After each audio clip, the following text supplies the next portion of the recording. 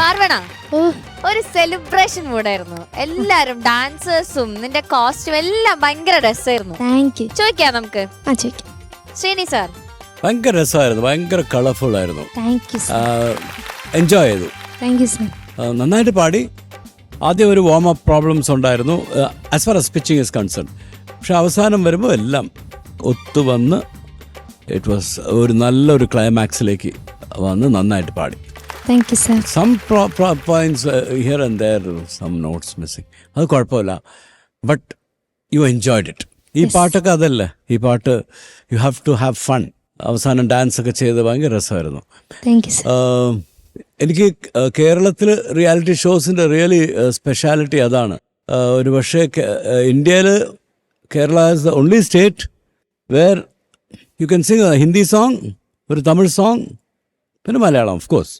പക്ഷെ ഇവിടെ കേരളത്തിൽ മാത്രമേ ഇത് നടക്കാറുള്ളൂ. നമ്മളിപ്പോൾ ഷോസിൽ വരുമ്പോഴും when you go to Tamil Nadu I can sing only Tamil.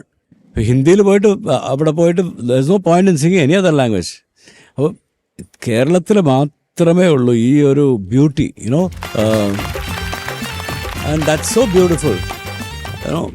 അതുകൊണ്ട് ഈ പ്രായത്തിൽ ഇവരൊക്കെ ഹിന്ദി ഒരുവിധം നന്നായിട്ട് പ്രൊണൗൺസ് ചെയ്യുന്നുണ്ട്. ആ ഒരു ഇത് ഈ പാട്ട് വന്നപ്പോൾ ഒരു വേറൊരു കളർ വന്നു. You also open up, no? So it's a nice thing.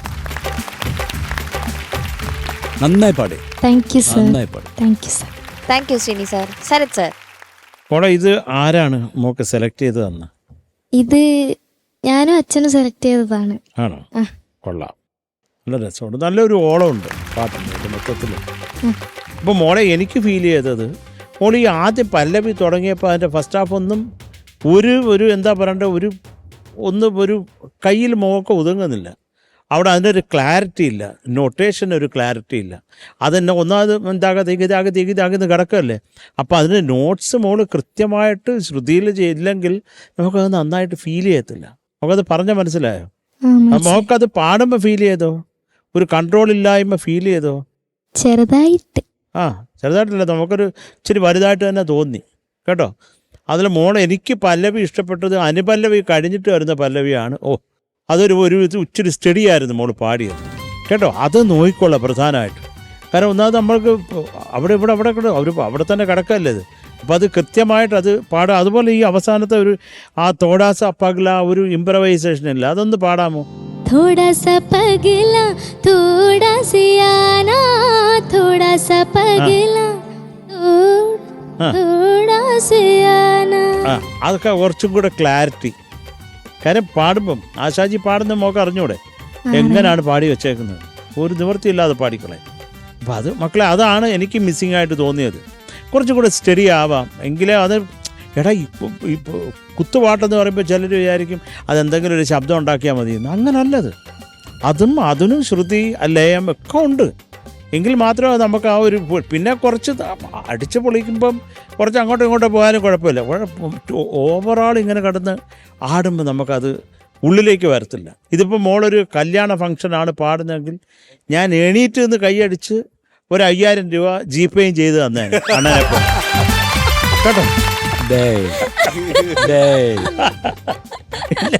ഇല്ല, അത് സത്യം. കാര്യം നമ്മൾ ഞെട്ടും. പക്ഷെ ഇതൊരു കോമ്പറ്റീഷൻ ആകുമ്പോൾ മോളെ നമ്മൾ നോക്കുമ്പോൾ അതിന് ഇന്ന കുഴപ്പങ്ങളുണ്ട് നമുക്ക് ഫീൽ ചെയ്യാൻ പറയും അതല്ലേ. അപ്പം അത് നോക്കിക്കൊണ്ടാൽ മതി മോള്. അപ്പം മക്കളെ ഇതാണ് എനിക്ക് ഫീൽ ചെയ്തത് കേട്ടോ. കുറേയും കൂടെ സ്റ്റഡി ആയിട്ട് നല്ല ഏത് തരം പാട്ടാണെങ്കിലും അസാധ്യമാക്കുക കേട്ടോ. ഓൾ ദി ബെസ്റ്റ് മോളെ. Thank you Sharath sir. ഷാനിക.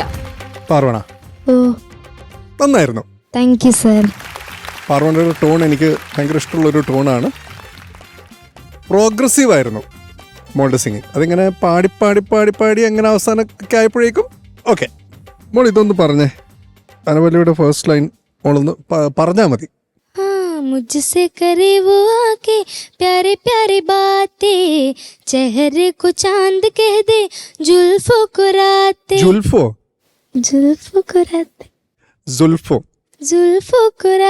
സുൽഫോ ആണ് ഇവിടെ എഴുതിയതും.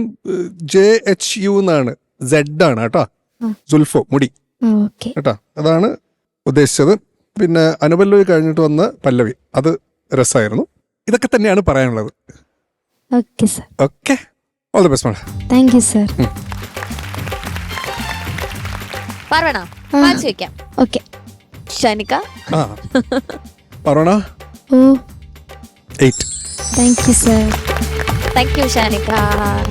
ശരത് സർ. പാർവണ ഓ 7.5. Thank you sir. So 15.5 marks ആണ് കിട്ടിയിട്ടുള്ളത്. കുഴപ്പമില്ല, നെക്സ്റ്റ് ടൈം വിളിക്കാം. ശ്രീനി സാറിന്റെ മാർക്ക് അവിടെ നമ്മൾ ഹൈഡ് ചെയ്തിട്ടുണ്ട്. ഓക്കെ, അപ്പോൾ ഓൾ ദി ബെസ്റ്റ്.